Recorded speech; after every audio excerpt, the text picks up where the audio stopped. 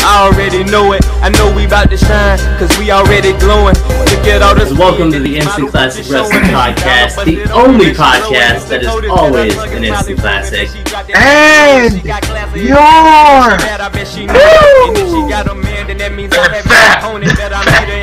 And we want to punch Jim Cornette in the face repeatedly until he bleeds because he's stupid. We'll see you on the flippity dippity. Oh yeah. Well, hello there, and welcome to the Instant Classic Wrestling Podcast, the only podcast that is always an instant classic. We got a couple updates. First of all, if you agree and think that DJ should draw a mustache on Curtis Axel and write "I'm a doofus" on the side of the picture back there, you know, leave a like, leave a comment. We'll see how many. I think if we get like 40 comments and like 50 likes, he has to do it. I'm just saying. But first of all, I know we're kind of off track already in our schedule, but we are going to be getting TNA out tomorrow. We're doing a joint sort of review, so that's why it's late. But we will be what you doing? It's gonna fall. It's gonna fall. Anyway, but we will be getting that out. But we are here for your NXT review for the first day of June of the year 2016, the year of our Lord. I don't know. I've always wanted to say that, and I said that, and I'm let down that I said that. I thought that was going to be really cool, you know, and I'm let down. I am let down. Anyway, this was sort of the go home show because next week is NXT. Yeah, it's crazy. Yeah, and it's not even on a it's not even on a Saturday. It's on next Wednesday actually. Yeah. So it's weird. Like they're going back to like the old roots where they had it on Wednesdays, and I'm like, what? I'm confused.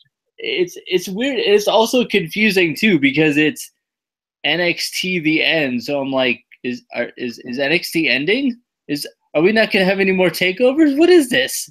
I'm so confused. It's gonna be TNX, guys. It feels like there wasn't really much build up to this pay-per-view. I think. At least it seems like to me, like all the other sort of takeovers, you've had big build-ups with storylines and stuff. This one, it just doesn't seem like there's been that huge build-up, except for they had jobber matches for like a month. yeah. That was their build-up, just jobber matches, and then just throw stuff together. But yeah, this was basically the sort of go-home show, which I thought kind of let me down. There was nothing really on this show that I really got excited for. But opens up with a Revival and Tommaso Ciampa and Johnny Gargano segment, which basically set up the main event match of the Revival versus Johnny Gargano and Tommaso Ciampa. Any thoughts on the opening? I missed part of it, but yeah, I liked it. Shout out to Gargano for having those little jabs, you know, those little speaking jabs, like just kind of trolling the Revival. I definitely liked it. I thought it was funny. As much as I love the Revival, I caught them on this one. Who was it? I can't remember which one it was, but he was talking about how you know they were. Oh, so two undersized wrestlers are gonna come and fight against us or whatever. And I'm like, wait, I'm pretty sure all four of you are undersized. You're about the same height as Tommaso Ciampa and Johnny Gargano. But that's just just my opinion. I was thinking, wait, aren't they all undersized technically? but yeah, I definitely like this segment. I didn't like the match there at the end just because the way it ended didn't give the Revival much momentum going into it. What? The roll up and you hate no. But them losing didn't really give them much doesn't give the fans much to gravitate towards when they get to the pay-per-view because you know who's gonna win. But at least if they would have won, they beat an impressive team, and that puts them in a position to say, oh, they could beat American Alpha. Because even though they're former champions, you still in the back of your mind, you're like, are they really gonna beat American Alpha, especially after losing the Gargano and Ciampa? Now, if they do something to where like they attack American Alpha and it like brings out something different in them, then I wouldn't be mad about what happened. But if they don't build off of it and they just go into it and they lost all their steam, then they've lost all their steam to everyone, not only just in kayfabe but just in general. He's mad because it was a roll up. That's really what he is. He's mad. Anyway, we get a Nakamura interview, which is always one of the best parts of the show. Every time we get a Nakamura interview, this is just basically talking about his match coming up with Austin Aries and how Austin Aries will bow down to the king of strong style. I couldn't help but think, he's from Japan. Wouldn't it be Emperor? Like, I'm pretty sure that they had emperors in Japan. I'm just pointing it out. I don't know. I'm just saying. Any thoughts on the interview? Yeah, only thing I wrote was we want more Shinsuke. I just like, I like hearing Shinsuke talk. Same with Asuka later. It's just different. You're just not used to it, especially with foreign guys because they don't have charisma and they're foreign, so they can't talk. I like hearing them talk because it's something different. Because we hear the normal American type of guy, talk all the time, or we hear people that are fluent in English. We hear them talk all the time. So when someone's, you not necessarily, I wouldn't say not fluent, but when someone, just has a different sound to them, it's kind of cool. Even if they don't say much, it's still kind of cool. Yeah. So getting into our first match, we had the Perfect Buffoon, Ty Can't Finish a Feud Dillnger versus Buddy Murphy. Again, I was not into this match at all. I'm happy that, like I said a couple weeks ago, they're breaking up Blake and Murphy, so maybe we could see more of character development between them. But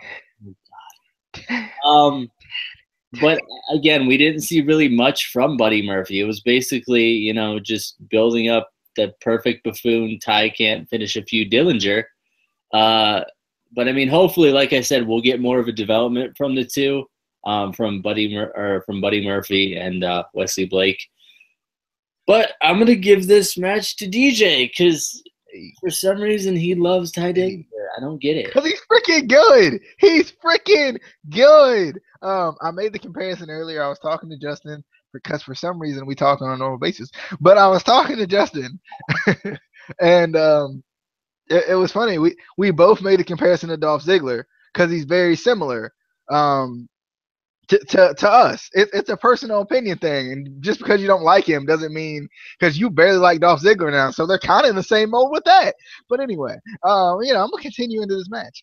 Ziggler. Okay. But I was excited for this match though because I was like, wait, Buddy Murphy is facing up. In singles action for what? I was just kind of thrown off a little bit by it, but I liked it because I don't know if they're going with this split up or if they're gonna like rebrand them or something. Because I like Blake and Murphy as a team. They just they gotta have something for the fans to kind of sink their teeth into. When you bite into a chicken leg, I'm just gonna stop. But okay, I'm continue because I ain't finished. When you bite into a chicken leg, if there ain't no meat on there, what you biting into? Because it's going to hurt your teeth, everything, And, with Blake and Murphy, I just feel like they didn't, it started off nice, but they didn't have any longevity in them. And I like this match because these are two young guys who, I think have some promise. And I think they have promise in different areas. I could see Ty Dillon just got the charisma and in-ring skill to be NXT champion, US champion, Intercontinental champion, WWE World champion. He does though. He's a talented guy. God forbid he didn't finish one feud, and that's what Casey's holding against him. But he's pretty talented. I like him a lot, and with a gimmick that Casey doesn't like, he's doing big things with it. Even if it's just throwing up a 10 every once in a while, he's going with it, and I like it. I'm a fan of the Perfect 10. It reminds me of Dolph Ziggler because Dolph Ziggler first came out with that "I am perfection" gimmick. Trying to act like he was perfect and all of this, and I think it's similar. They both have similar charisma to me. I'm just wondering because I know I said this a couple weeks ago, but let's not act like Ty Dillinger wasn't jobbing out like 2 weeks ago. All right, let's not act like we don't remember that. And that's my issue with like these guys who are like bona fide jobbers. It doesn't make sense to me when they finally win. And Ziggler's to a certain degree is in the same mold. He's just a really good jobber. Let's be honest, Casey. He's basically there to put people over. Come on now. No. He is not a good jobber. He is a good seller. Sometimes too good. When's the last big match he won? He doesn't have to win. He's Dolph Ziggler. That's a jobber, Casey. That's what you call a jobber. That man on Up Up Down Down. He the man. He is the man. I'm just saying.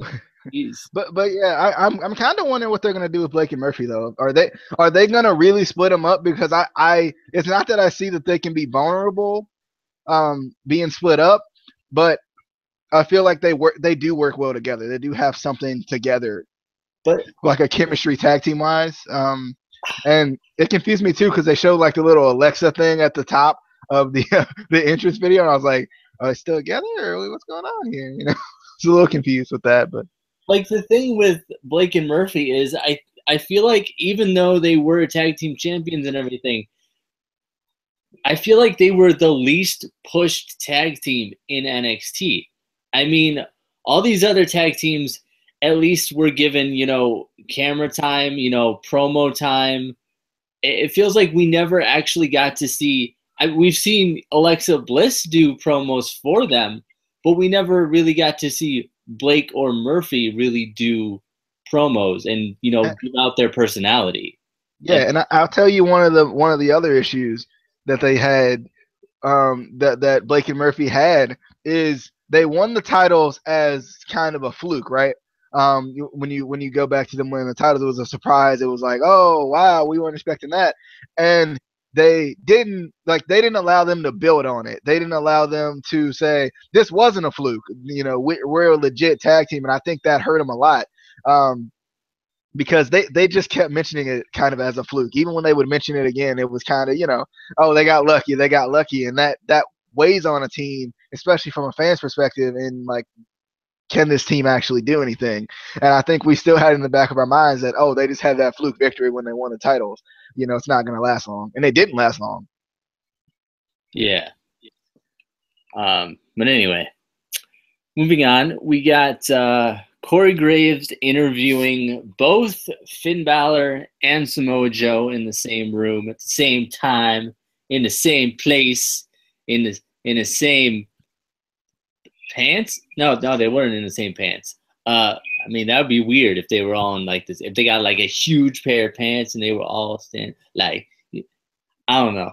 But yeah, just again, like I was saying before, this is one, like, pretty much the only feud that's really been built up for the end, Takeover the End or whatever. It's exciting. It's the first cage match in NXT. It's for the title. We all know how it's going to go anyway. We know, Joe's going to retain because eventually they're going to put Finn up to the main roster. I think it's still going to be a good match, and this definitely kind of built up. I feel like it built up, but it wasn't as, intense as I was expecting it to be. You know, they built this interview up as, oh, they're going to be in the same room. It's going to be chaos and destruction and blah, blah, blah. But it was awkward, but it wasn't like, it wasn't suspenseful. Like, I didn't feel like at any point they were going to attack each other. It was just like, you know, an awkward interview, it felt like to me. Any thoughts on that interview? Yeah, I liked it. I thought it was kind of cool to get them both in the same room and kind of hash it out, I guess. Joe looked upset the entire time, which I think was was pretty funny. I don't know. I just kind of like that they, you know, that they had this, because they don't, you know, they don't do this with every single title feud. Every once in a while they'll do it. Shoot, the main roster doesn't even do this with title feuds. It doesn't seem like it's at times. So like it was just kind of cool, and it put Corey Graves in a different area too, which is kind of cool. I really hope he gets brought up to the SmackDown announce team. I'm just saying, but you know, I'm really liking, you know, I'm liking this feud. I think it's got that animosity in it, but it's also got that kind of calm feeling to it. It's kind of weird, you know. It's kind of weird and hard to describe, you know, how this feud is, because Finn, like, he hasn't like snapped yet, I guess, and I'm wondering, is the snap gonna be the whole Balor Club thing later on? Because he hasn't really like in a form of like storytelling type of a thing. He hasn't snapped. Like when you lose your title after holding it for so long, this whole demon thing, they're incorporating that to his kind of calmer character. He hasn't really snapped yet, so I'm wondering when that's going to happen. Is it going to happen in the cage match, or is it going to happen later? Yeah, and I'm also wondering with that Balor Club thing, are they still going to do the Balor Club? And if so, who's going to be in the Balor Club? Because on the main roster, they've, you know, now we know that, you know, Anderson and Gallows are sticking with AJ Styles. We saw that on Raw. So, I mean, are they going to be the club and then someone else is going to be in the Balor Club? And then it's kind of confusing because we kind of want to see both, I feel like, as fans. We want to see the club, and we also want to see this Balor Club thing. Could we, with this brand split coming, and maybe some other superstars needing to be, you know, brought back up? I don't know how long Neville's got either, on his injury, but I'm wondering, will they have like two separate, like, kind of like clubs? Will it be like, you know, AJ with his club on SmackDown, and then Balor comes up and he's like, you guys don't want to run with me anymore. I got a group of my own guys. And maybe there's some more signings that we don't know about that that they might throw in too. I'm not really sure. Because it would be kind of cool. I don't know how they would do it, but it would be kind of cool if, like, what if Samoa Joe ended up being in the club or something? You know, like after all this animosity between each other, and then they just kind of swerve us like that. You know, as much as we make fun of Vince Russo as much as we can, those are kind of the moments that we hope for now. You know, we kind of hope for those swerves in the right spots. Uh-oh,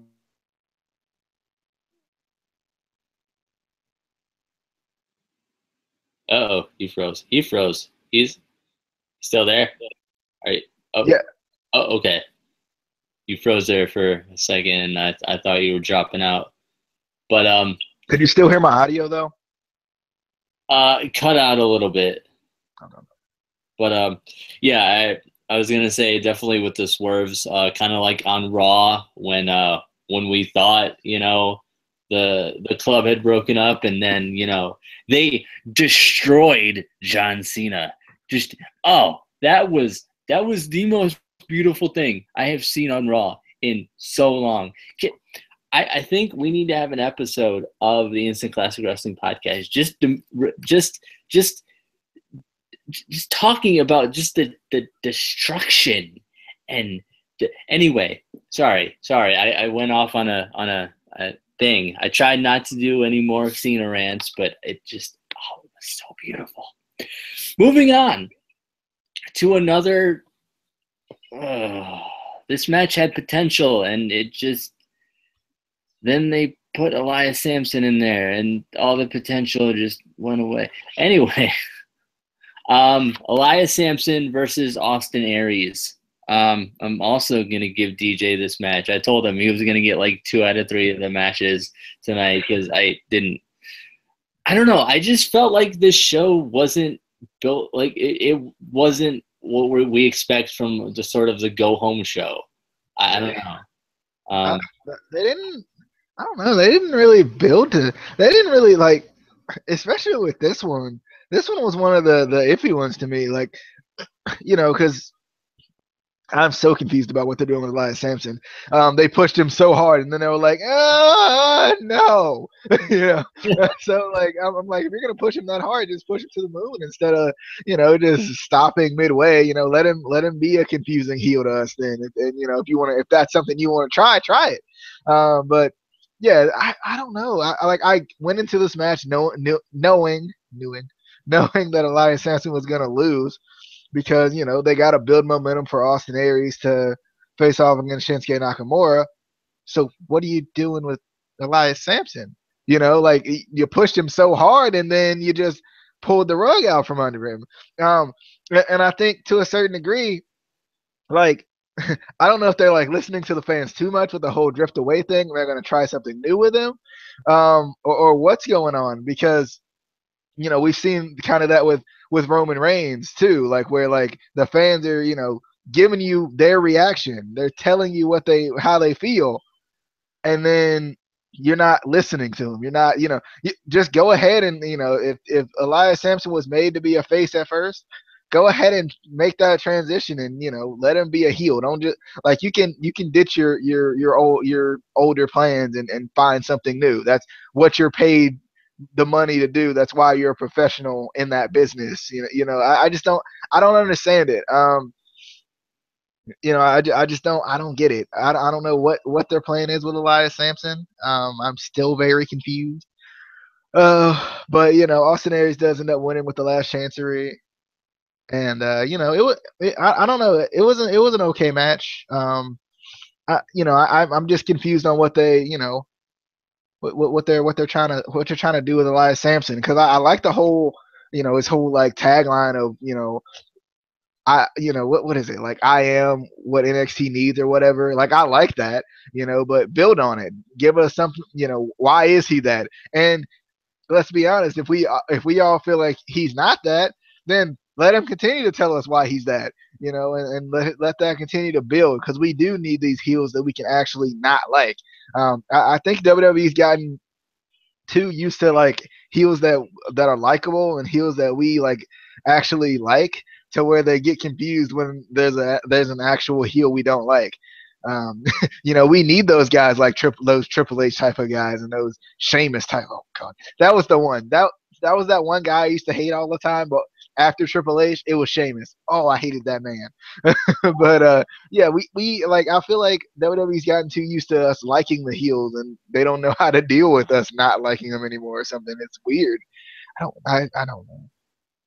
Or us not liking the faces. Like, I don't know. It's confusing because going into this match, obviously I expected Aries to win, because like you said, they are building up to his match with Shinsuke Nakamura, and you don't want to have him losing up to that match. You want to book him strong.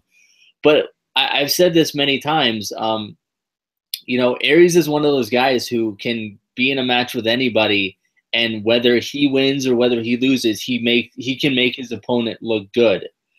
I just feel like, and it may be just because we're going into this match still confused on Elias Sampson's character and we're kind of not caring anymore. But I didn't feel like he looked good in this match. I don't feel like he did anything. There wasn't anything in this match that he did that kind of stuck out to me. It just kind of felt like an kind of a match. But I mean, like I said, it did what it was supposed to do. Aries won, building up to his match against Shinsuke Nakamura. It's just, what are they doing with Elias Sampson? They need to figure that out. And it's like, kind of like you said again, these guys in creative are professionals. These guys a lot of them have been in, the wrestling business for, 20, 30 plus years. You should learn how to make characters. At the end of the day, it's psychology. You know, we know we're not dumb, and we know that if WWE wants us to like somebody, a lot of times they can. It's just psychology. It's how you book them, how if they really wanted to, they could book, Roman Reigns and make us like him. It's just the way they're booking him. We're not. To an extent, they could probably, not John Cena, because that's just a lost cause. But honestly, they can just minorly change someone's character and do that. It's funny. Give the fans what they want. Because I know to a certain degree, a lot of people are sick of Roman Reigns and how he's been pushed down our throats and whatnot. But I feel like if they just changed his character and made him a face, like he would have a totally different reaction. If they took him out of the Shield crap, he would have a totally different reaction, because him staying in the whole Shield thing isn't gonna really help the whole Shield reunion later. Because we know it's gonna happen. It's a thing that just historically has happened, so we know it's gonna happen. So like I feel like that. Like just something small like that wouldn't hurt. I mean, even I was watching one of the I think it was a Stone Cold podcast or interview that he did talking about Roman Reigns, and he said he likes Roman Reigns, and he was saying all the things that they need to change about him. They need to take the vest away. They need to take the Shield gimmick away from him and change him. I'm like, this is Stone Cold Steve Austin, one of the most popular superstars from the Attitude Era, saying this. Vince should be listening to this, because if anyone knows, it's going to be like a guy like Austin. And while we're on the subject, another thing that I think should happen, and it's good to start in NXT, is don't script the promos so much. Because with Roman Reigns, you can tell it's scripted. Like, let him say his whole "I'm not a good guy," I'm not, all that. That's fine. But after that, let him kind of be himself a little bit. And at least try it, because especially when the NBA Finals and Western Conference Finals is on, and not a lot of people are watching anyway, let him try some of his own stuff and see what he can do. Because I feel like they're not even, like, they got this big leash on him where they won't even let him try to talk on his own, and that's with a lot of guys, not even just him. There's a lot of just scripted stuff that needs to be not as scripted. Yeah, a lot of it needs to be just like improvised. I mean, some of the best talkers in not only WWE but wrestling in general, what is the big common thing with them? They improvise. They say things off the top of their head. They're not scripted. The Rock, Austin. They all and trust me, if you get into this business, you're not shy. You know how to talk. Like, it's not like they don't know how to talk. So I don't know why it's such an issue. Yeah. Anyway, speaking of talking in promos, Austin Aries did do a quick promo after the match, kind of, basically saying he's gonna, show he's the best in the world, best at whatever. He's the man. He's the myth. He's the legend. Any thoughts on the promo at the end?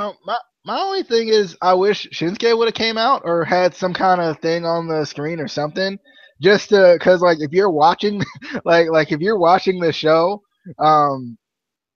you might have forgot that that was gonna even be a match, and this should be a match that's just built up to like the max, because it's one of those like dream scenario type of matches, I guess.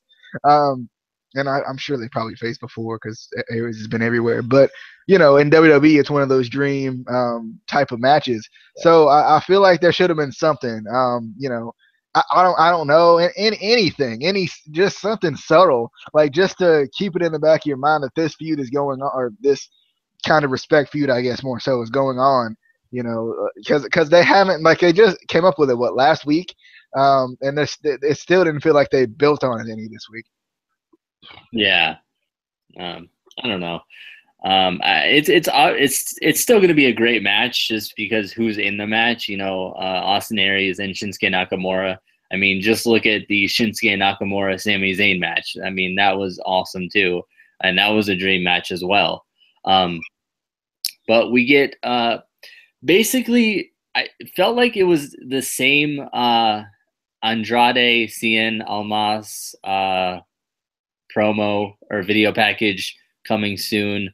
I guess he's debuting next week or next Wednesday at the end, Takeover The End, whatever. I'm excited. I'm curious about this guy because I don't know much about him. I'm curious, you know, who's he going to be in a match with? How are they going to debut him? It's one of those ones that's actually getting me really intrigued about it. There's been a couple, and I really hope it doesn't flop like the No Way Jose. I was super excited for No Way Jose, and then just they let me down. They let me down. Any thoughts on him coming next week? Yeah, I'm definitely, you know, I want to see what's going to go down. I know I was a negative Nancy last week, but I do want to see how it's going to go. You know, because I think, you know, I'm all for giving anyone a chance. You know me. If you've been listening to me, you know I'll give practically anybody a chance. So I just want to see how it's gonna go. And you know I hope they can just change the status quo that WWE is known for.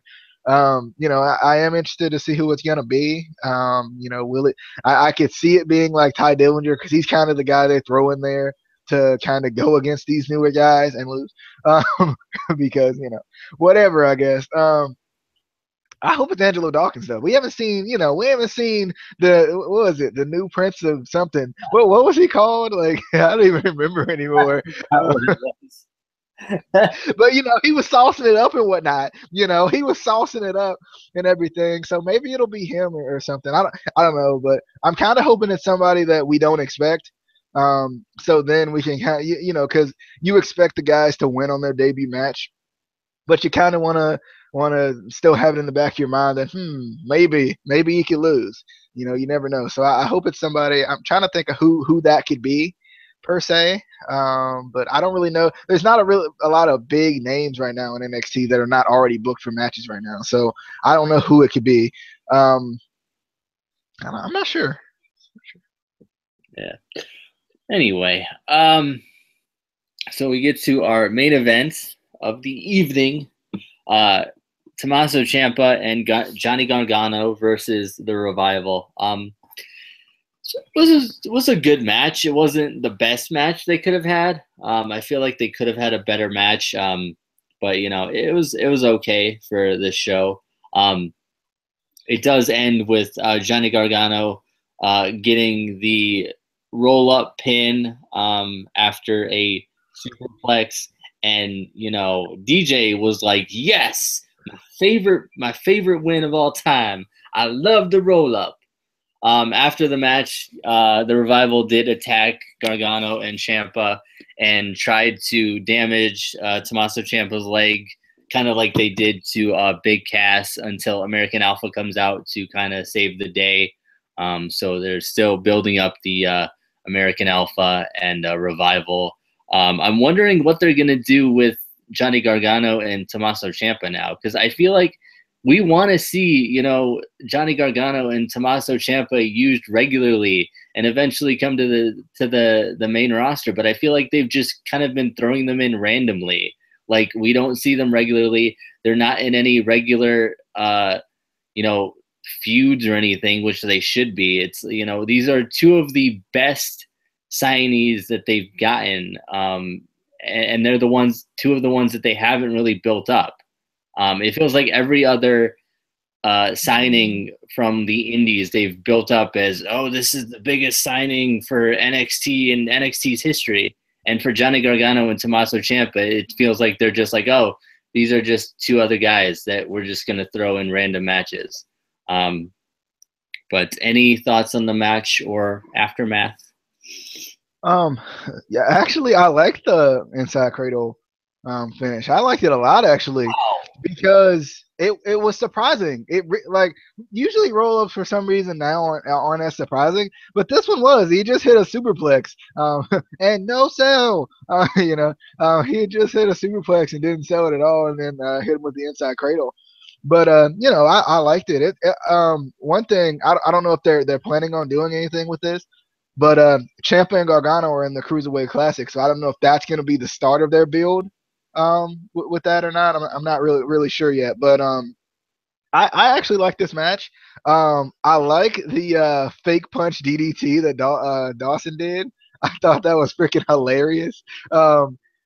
And this match made me remember why I like the Revival so much. And you know, this whole no flips, no kicks, no flips, just kicks thing, they could run with that easily. Because in a day and age where even in WWE you're seeing suicide dive after suicide dive and moonsault here and you know Phoenix Splash there, just to have a team that's different like that, you know, they could actually do something with that, and they could be a really good heel team. Even on the main roster, they could be a really good heel team. Because the way they're built as a team that looks like they would flip around and do all the different stuff, like the cool stuff that all the guys do now, but they just don't. And I think that's kind of it's kind of a cool thing and something they could use on the main roster. And I would like to see that kind of used with these other tag teams who are kind of similar to the Revival, like maybe the Ascension whenever Connor gets back. Use them as a team that just like is a ground and pound type of a team. I guess you could say the Dudleys, but I'm really, I'm liking the Revival. I don't know if they would bring one to the main roster yet. I don't know if they're really ready. But if they if they actually use them when they get up there, then they probably could be ready. You can't fault someone for not being able to do something if you never give them a chance to do it. And then when you finally do give them a chance and they mess up, you're mad at them. I just don't. I don't understand that. But I actually like the inside cradle finish. I thought it was actually pretty cool.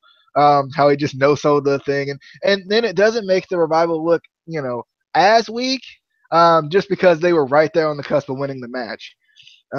See, and maybe even I probably would even think that the role should have been switched a little bit. Maybe Gargano hits the superplex, and then the Revival find a way to win to kind of add to that gritty character that they have going into the next Wednesday. But I don't know. I'm liking what they're doing. I'm wondering. I know they're not going to beat the American Alpha, unfortunately, but I'm going to predict them to win, and then we'll see what happens. But after the match, I'll get to that. You got something to say? I don't want you to forget it.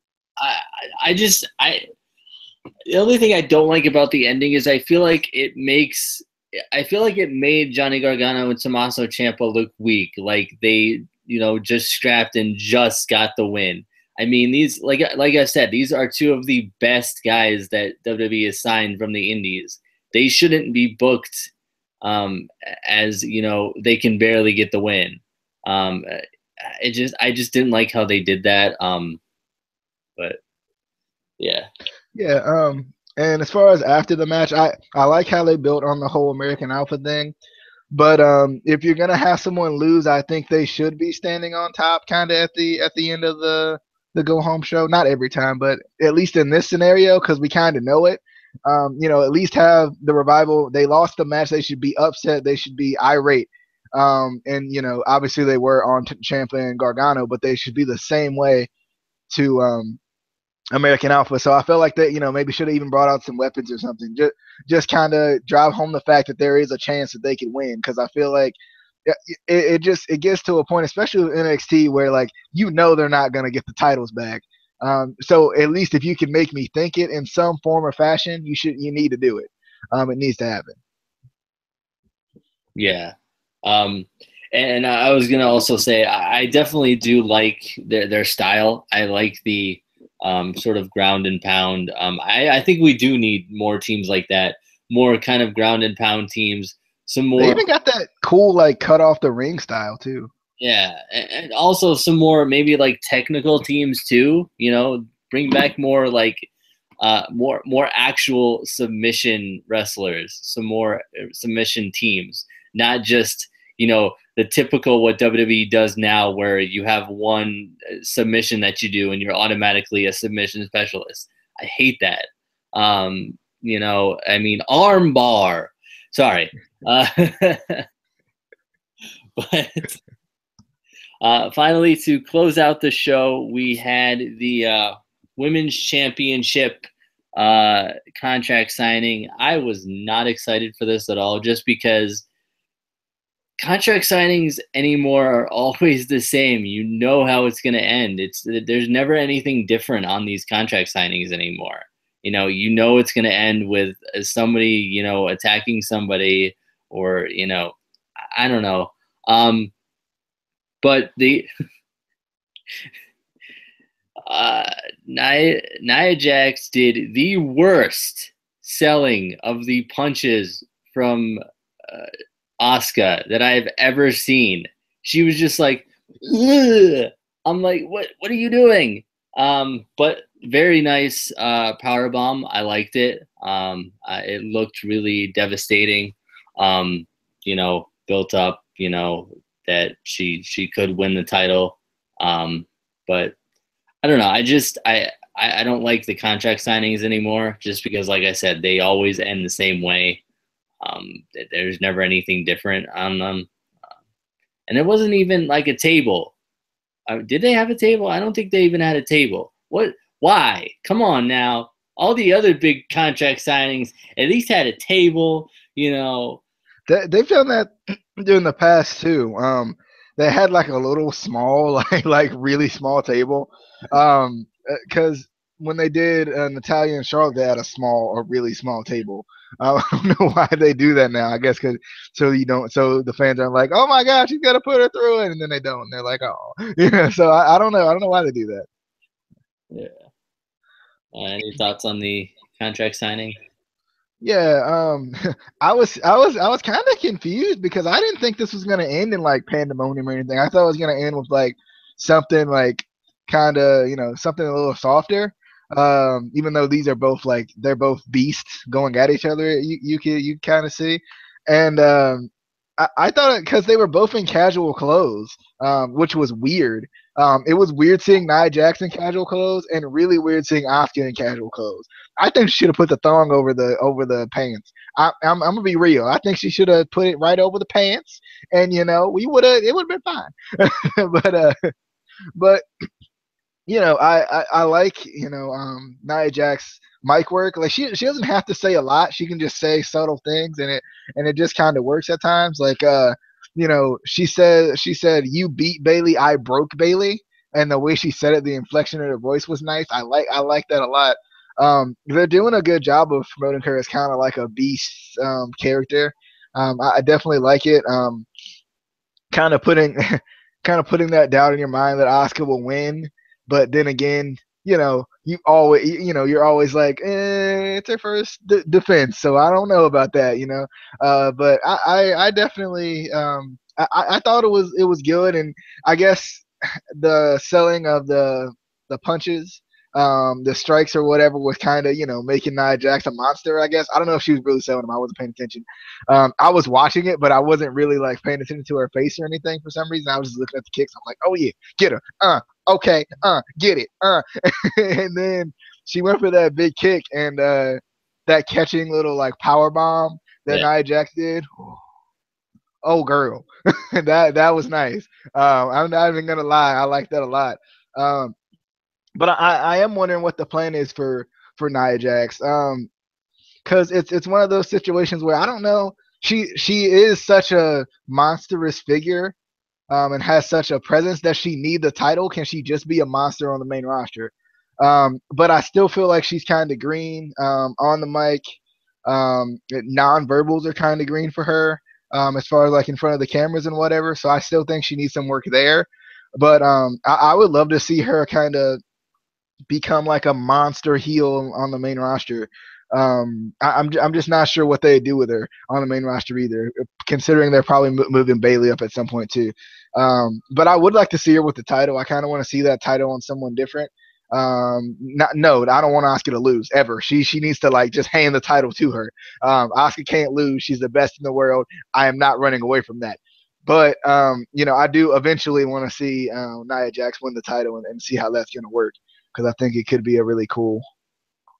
See, my thing is, I feel like in a way NXT has put themselves in a corner, because as much as I love Carmella and as much as I love Alexa Bliss, I feel like either one of these, Nia Jax or Asuka, they could beat each other, but who's really going to beat them for the title, believably, with how much monsters they are?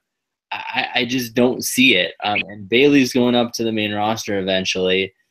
I just don't know how they're going to, make it convincing that, whoever is next is going to beat them.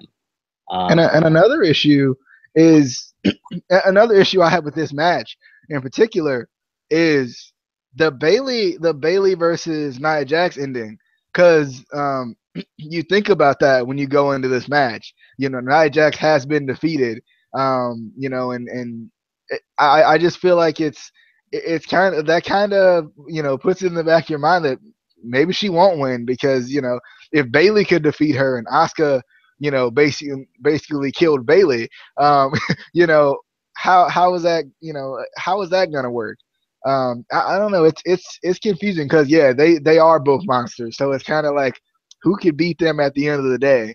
Do they just go up to the main roster with the title and just be like, screw it, and then basically eventually just give it, send it back down. But I mean, the only way I could see it possibly working out is if they did like a battle royal for the title, or like a triple threat or a fatal four-way, where the champion's chances of winning are decreased just by the match. I don't know how else they would do it convincingly. But anyway, any other thoughts before we close out? Not really. I'm excited for the show, but like you've been saying, it just doesn't seem like it's been built up as much as the other ones. And it's not that the other ones even got built up like immediately after the takeover, after the previous takeover, but it just feels like it came so quick too. Like like at first it felt like it was a long way away, and then now it's like next week, and it's like, wait, what? I'm just kind of wondering how it's gonna play out. Is it gonna be better than it seems like it's gonna be? Because we know it's gonna be good because it's an NXT Takeover, but it just hasn't been built like I feel like it should be. A lot of these matches have been thrown in at the last minute. Even it seems like the Revival versus American Alpha was kind of thrown in at the last minute, and it shouldn't have been. Like they had their rematch and whatnot. So I kind of wish they would have did like a triple threat thing with that. Just kind of change it up a little bit because everybody gets their, maybe even have freaking Gargano and Ciampa be in the triple threat since they, won tonight. Just to kind of change it up because then that still kind of gives the Revival a little more of a chance to win. Just because there's more teams involved, and I don't know. I just feel like it wasn't built up as good as it should have been. Yeah. But that was our review for this week for 6/1/16. I'm sure we will probably have a predictions for the end coming up. I'm not sure exactly when we're gonna do that, but according to Justin, it's gonna be Tuesday, so probably like Saturday. No, it's gonna be next Tuesday. He wants to do it, I think. Yes. Justin's not on the podcast. Why does I know? I don't know. I don't know. He always comes up with like prediction dates for some reason, but I don't know. Tuesday is the date right now, and we'll figure it out. We'll keep you posted on Twitter. I will, at least. Casey won't. I will. We will figure it out. Justin won't figure it out. We will figure it out. Justin can't even get his own videos out on time. So we're gonna set up a day and we're gonna do it. But we will have that out. Like I said, tomorrow we will have our belated TNA review extravaganza. And then Tuesday will be the predictions. And Monday is I keep forgetting we changed Monday to the six pack. It's confusing. But we will see you on the Idipy Flibbity. I tried to say it without saying it and it didn't work. So we will see you on the Flippity Dippity. Follow the Twitter. It's down there. It's right there. It's ICW_podcast. You follow it, you tweet us, you don't tweet us, you just look at the feed, you see that Michael Tarver replied to us and might possibly, maybe, probably not be on the podcast, but we have hope. We have hope. And then, obviously, like the video, subscribe, share, do all the things that you do. And we will do the things that we do, like put out videos, because that's what we do. That's the whole idea for the channel. That really is. That's it. But we will see you on the next episode, probably tomorrow. And then, yeah. So toodles and stuff, and bye.